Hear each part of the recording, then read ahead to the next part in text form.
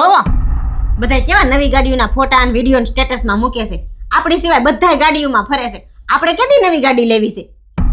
અરે યાર, માર્કેટમાં એટલી મંદી છે, ઉપરથી કામેય થતું નથી, અને પાછો આપણે મકાનનો હપ્તો છે, છોકરાની ફી છે, ઘરનું કરિયાણું, લાઇટ બિલ, દૂધ, કાંઈ સેવિંગ થતું નથી.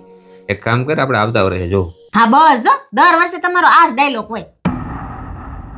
નવી ગાડી લેવાની કહીને તો એમ જ કે આવતા વર્ષે જોઉં, આવતા વર્ષે જોઉં. મને એવું લાગે છે આપણી જિંદગી તો આમને પૂરી થઈ જાય.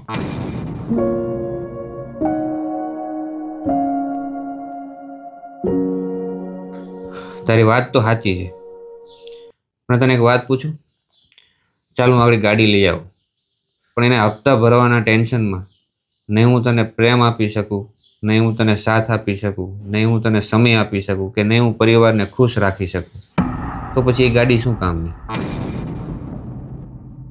લોકો અત્યારે દેખાદેખીમાં ગાડી તો લઈ આવે છે, પછી એના હપ્તા ભરવાના ટેન્શનમાં નથી એ ગાડીની મજા લઈ શકતા, કે નથી એ પોતાના પરિવાર સાથે ખુશ રહી શકતા. ઘરમાં ગાડી હોવી જરૂરી નથી, પણ ઘરમાં શાંતિ અને ખુશી અને સુખ હોવું જરૂરી છે.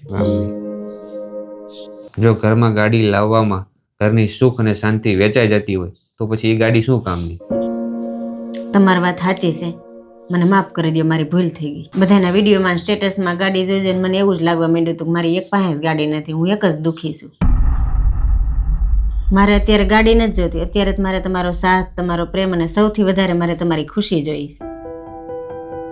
જ્યારે સમય આવશે ને ત્યારે આપણે ગાડી લેવું.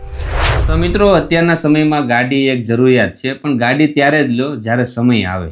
ઘરની સુખ શાંતિ વેચીને તમે જે ગાડી લાવો છો એ ક્યારે તમને સુખ આપી નથી શકતી.